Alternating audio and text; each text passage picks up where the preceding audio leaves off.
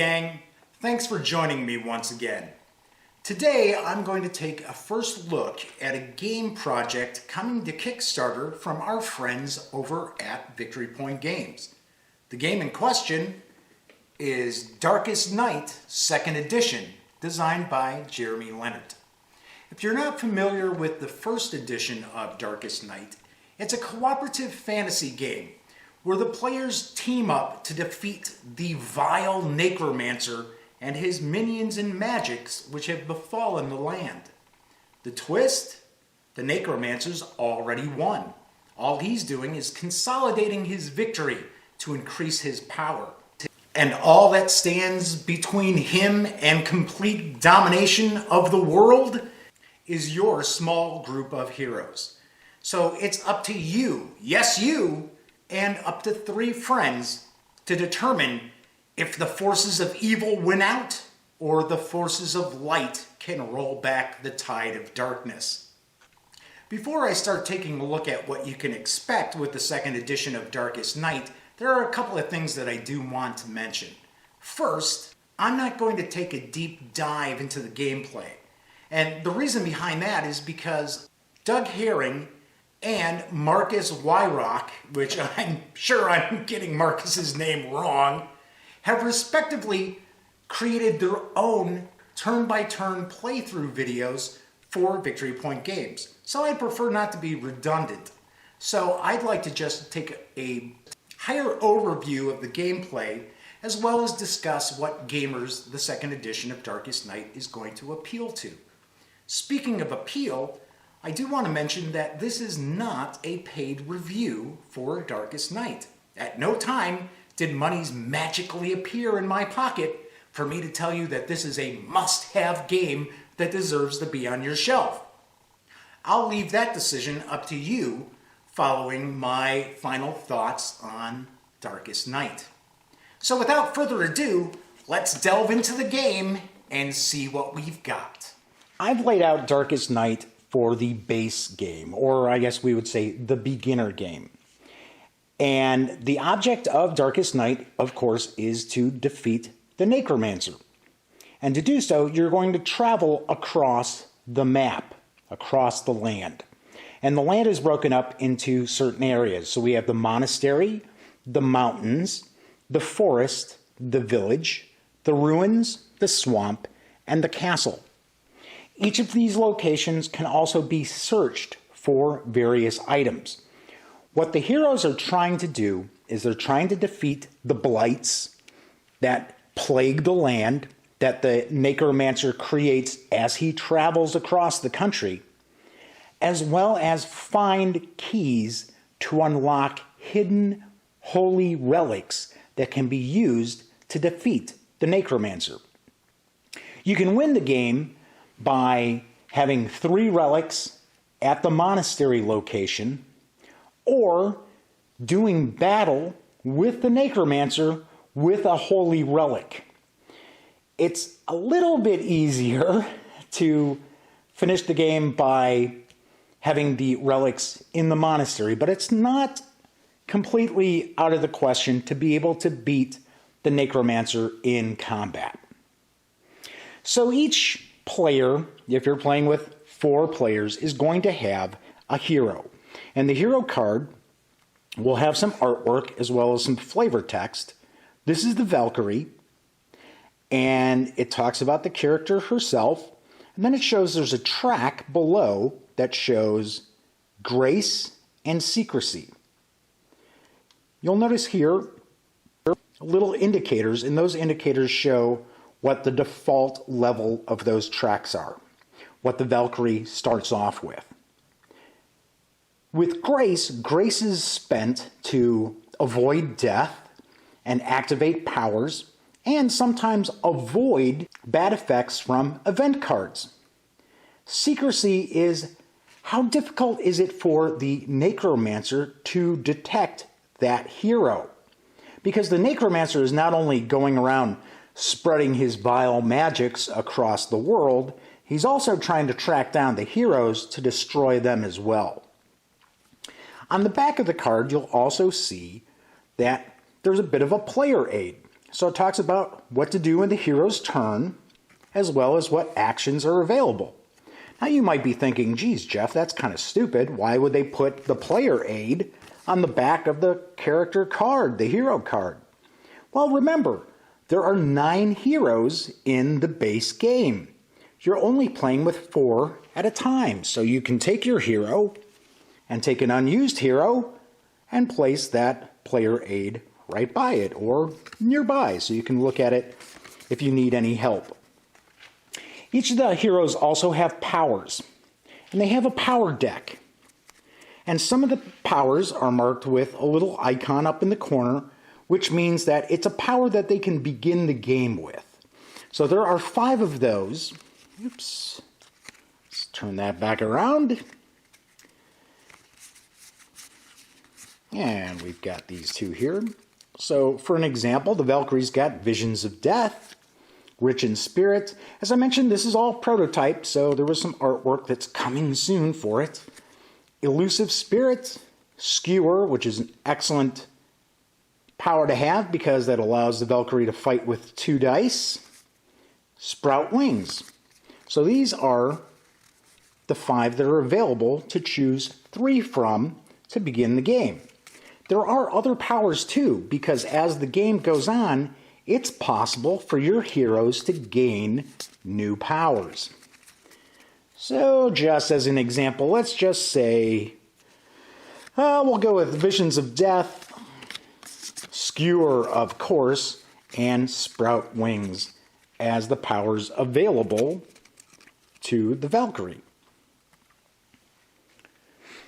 To begin the game, you're going to choose your heroes, and each of the heroes has a standee, but in the Kickstarter edition that's currently up for funding, you won't receive standees, or you might get standees, but you're also going to receive miniatures. So each of the 9 heroes and the Necromancer will have miniatures.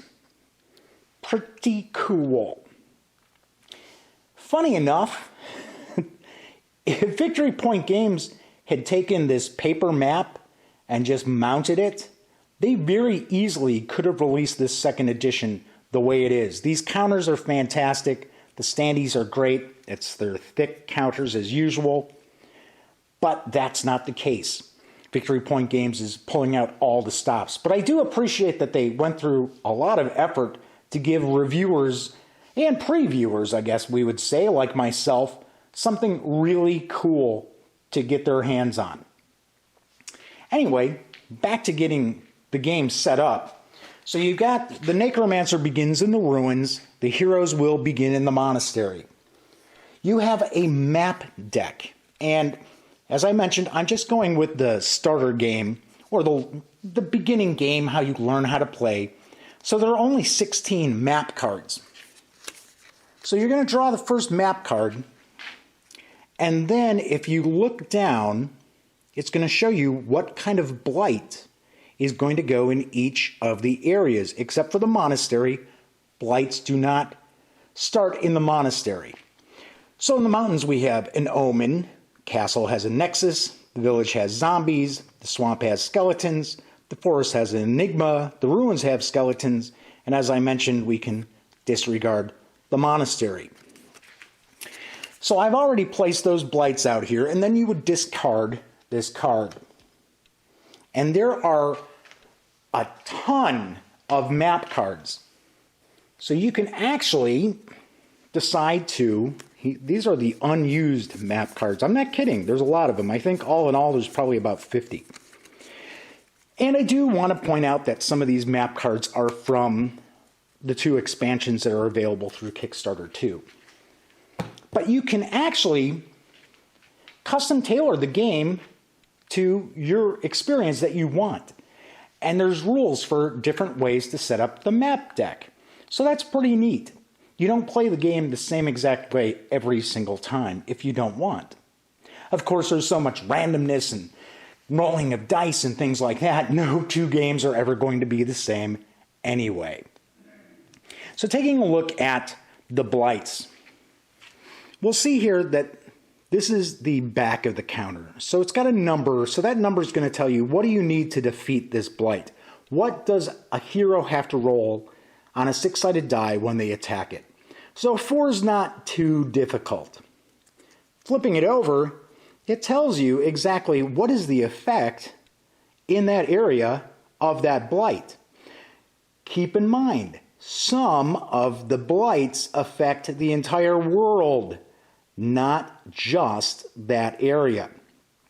So the enigma makes searching more difficult.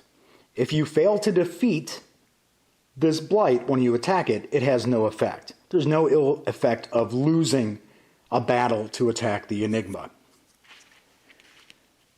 There are also blights that create monsters. They spawn monsters.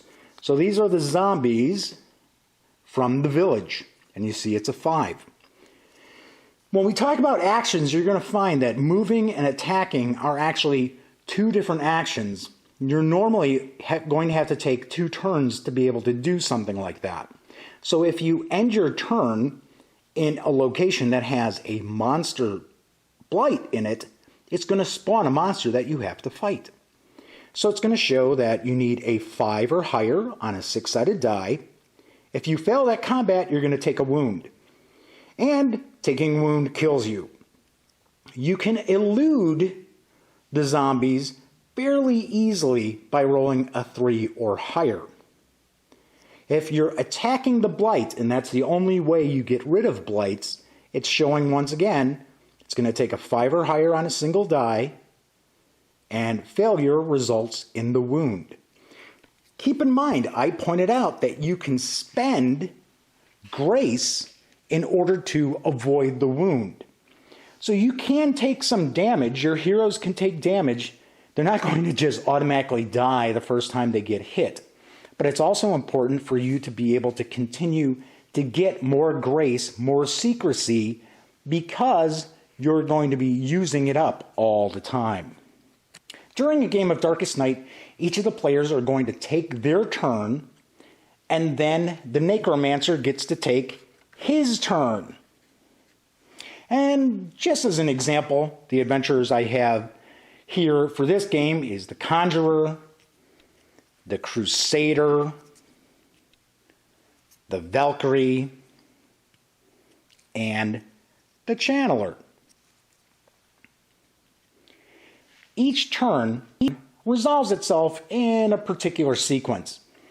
And to begin, if the Necromancer is present in your location, you're going to lose 1 secrecy. If you're carrying a holy relic, you're going to lose 1 secrecy. You may have some powers that tell you to do something at the beginning of the turn as well. Now, if you're not in the monastery, you will draw an event card unless the Necromancer is in your location and your secrecy is 0.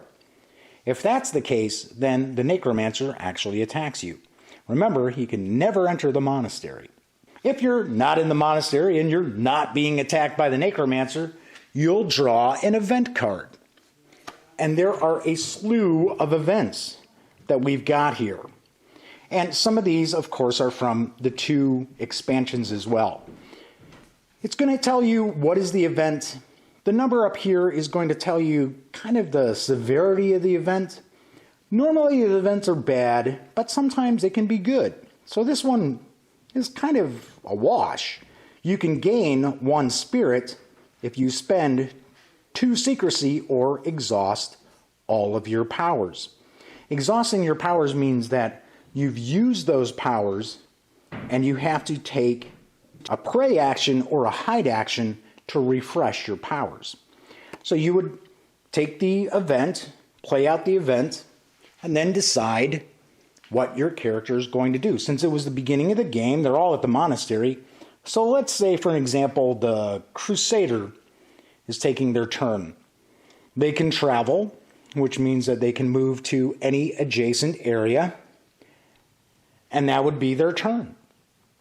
Now, there are some powers, there are some artifacts that allow you free actions, so keep that in mind, but normally you're only going to get to perform 1 action. If you were in a location, you could hide. which refreshes your powers and allows you to gain 1 secrecy. You can attack. So for an example, let's say the Crusader began their turn in the forest. They could attack the Enigma, try to destroy that Blight. Remember, traveling to a location and attacking a Blight are 2 different actions. You're normally not going to be able to do that in 1 turn. You can search, and each of the areas show what the search difficulty is. So the search difficulty here is a 4, but the Enigma's in place, so we know that becomes a 5. So you would be rolling a 5 or higher on a 6-sided die in order to successfully search in the forest right now. When you search, you're going to draw a map card. And you're going to look at the map card, take a look to see where you were searching. So you were searching in the forest, and you would receive a treasure chest on a successful search. What the treasure chest allows you to do is draw an additional power for your character. So pretty cool. Now remember, I pointed out that you're searching to try to find these keys to unlock the holy relics. You need 3 keys for each relic. If this card had been drawn in the ruins, then a key would have been found. Keep in mind, each of the areas does show you what you might be able to find in that area. So the forest, possible to get a key, or the treasure chest. In the ruins, different keys. Now these keys are replaced in the expansions, so we're not going to discuss that, but just to give you an idea, in Secrets of the Past, you would be using the mystery deck when you receive one of those key results. So rather than just taking a key token, you actually get kind of a clue. If the character's in the monastery, they can pray. So they can try to gain additional grace. They also can refresh their powers. They can meditate in any location, which gives them what's known as a spark. And using a spark token, which a character can have up to 3 sparks at any one time, gains you an extra die to roll. So if you're searching, you get an extra die. If you're fighting, you get an extra die. The sparks are sort of like additional heroic power that the hero draws. You can retrieve a holy relic, which are these counters here. These are undiscovered relics. If you have 3 keys, and keep in mind the character has to be carrying those 3 keys, they can use their action to retrieve one of the holy relics. They can also utilize any card. So any card that has an action effect, be it an artifact or a power, they can utilize that as their action that turn as well. There are a few other things that are going on in the game as well.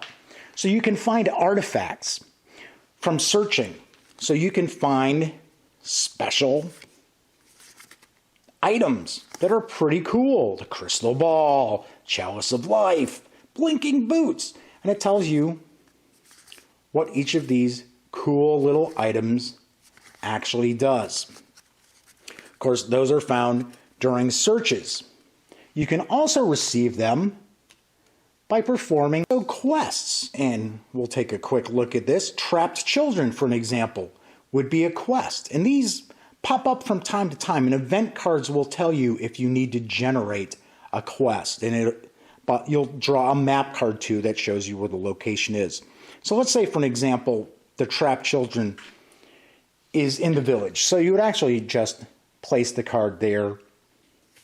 So what it's showing here is you need 2 successes to be able to complete the quest.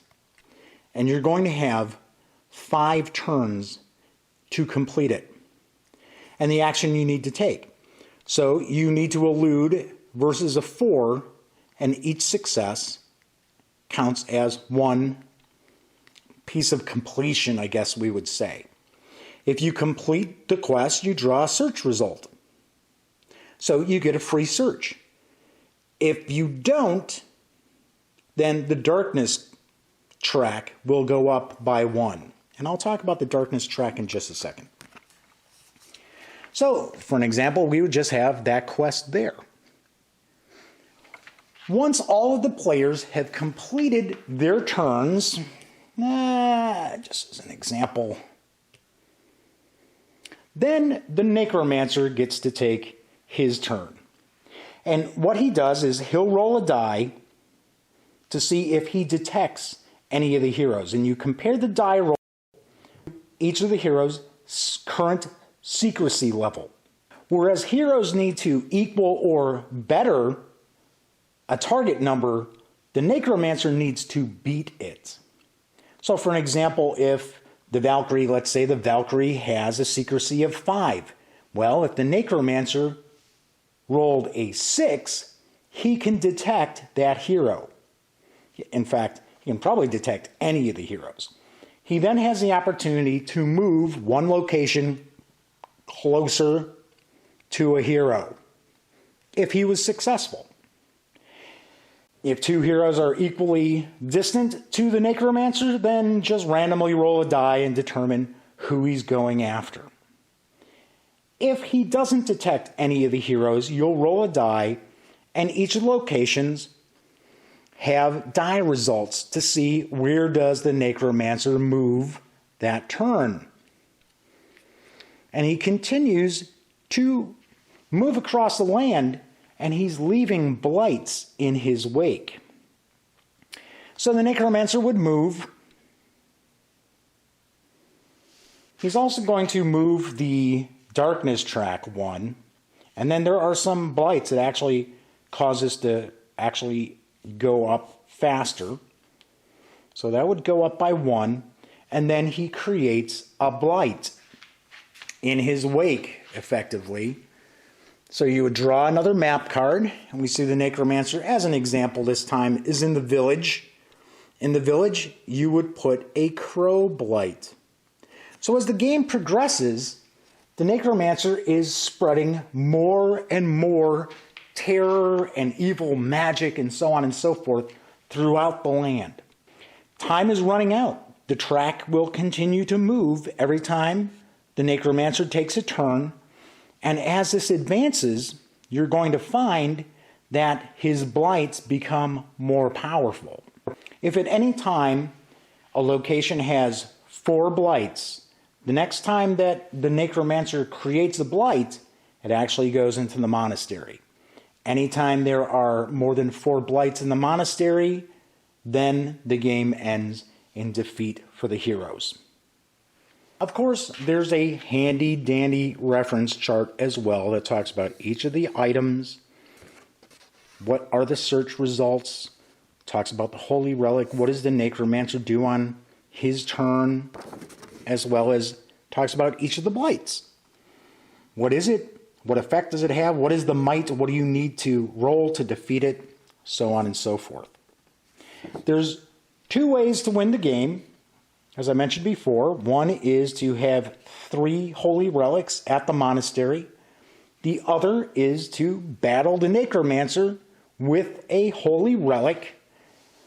And in effect, you need to roll a 6 with the holy relic, because the holy relic gives you a +1, and the Necromancer has a might of 7. So remember, you have to equal that 7. It's impossible to miss 7 on a 6-sided die. So you do need to have the holy relic. I've mentioned a few times that there are also 2 additional expansions available during this Kickstarter for Darkest Night. One is Secrets of the Past, and as I mentioned before, that includes these mystery cards, which adds a whole new twist to the proceedings. So rather than trying to gain these keys, you actually will draw these cards.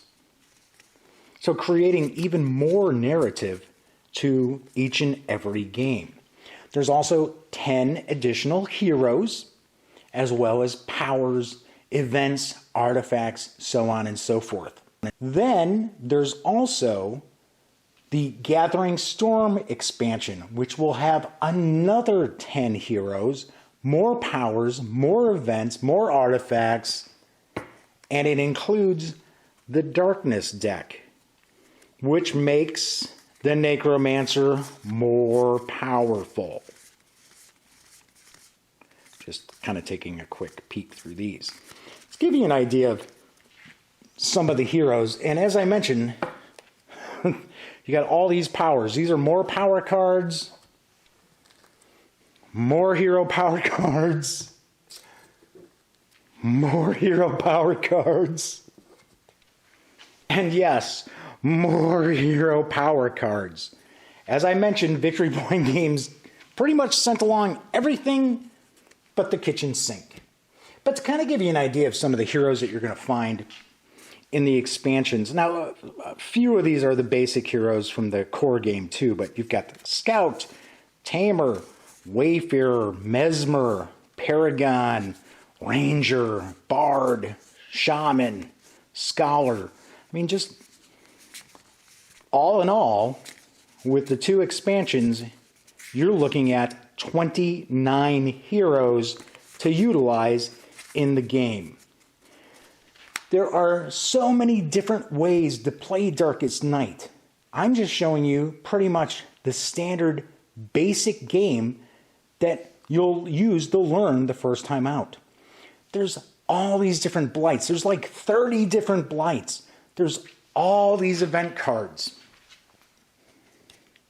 All these artifact cards. I mean, there's a huge deck of artifact cards. A massive deck of event cards. Now keep in mind, these also include the 2 expansion events and artifacts too. More quests. There is just loads and loads to Darkest Night. And there's plenty to enjoy in the core game itself. I don't want you to think that you have to get these expansions. I'm just kind of giving you an idea of what the expansions include as well. So that's just really an overview of how to play Darkest Night. Let's move on and I'll talk about what I think of Darkest Night 2nd Edition overall. Now that I've looked at the gameplay of Darkest Night 2nd Edition, I'd like to share with you some overall thoughts on the game. First, it's important to keep in mind Darkest Night is not going to appeal to every gamer out there, especially those who don't like variance, or randomness, or luck coming into play when they sit down at their gaming table. Because believe you me, there is plenty of randomness and luck built into the design of Darkest Night. Then again, I happen to be a gamer who loves a lot of chaos in my games, a lot of randomness in my games. Reason behind that is because I know each and every time I play that game, the experience is not going to be the same. Also, the default difficulty of Darkest Night might turn some off as well, because it is a challenge to win the game. But you have to keep in mind that you can customize the experience and the difficulty level of Darkest Night, which, in my opinion, is one of its biggest selling points. If you find the game to be too easy, which I doubt, you can always bump up the power of the Necromancer as well as the Blights that come into play. In one of the expansions, there's also darkness cards, which make the Necromancer even more powerful. More likely, you may find Darkest Night to be too difficult.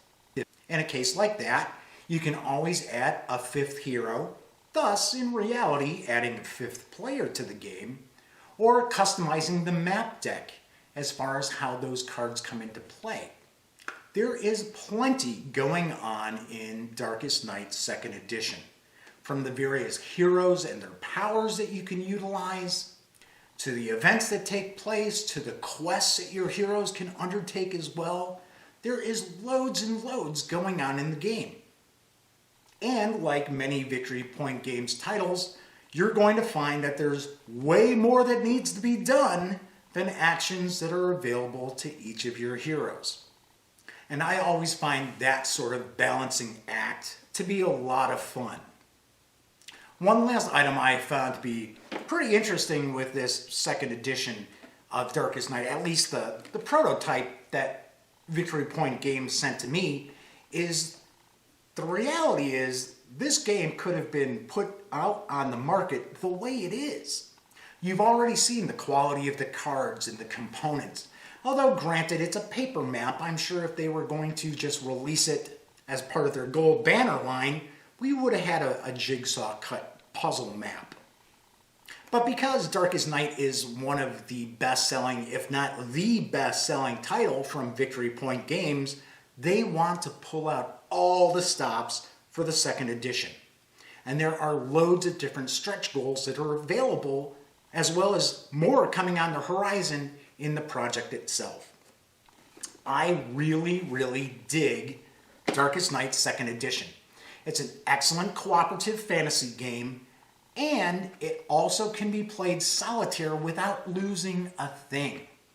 If you love a lot of theme and narrative in your fantasy board games, then Darkest Night second edition is certainly very worthy of your consideration. Of course, if you'd like to take a look at the Kickstarter page, just follow the link in the corner up above and check it out. And check out the other videos that plenty of people have put together about the game itself. Once again, I'm Jeff McAleer, and for all the latest in gaming news and reviews and movies and comic books, and you know the drill, be sure to visit thegaminggang.com.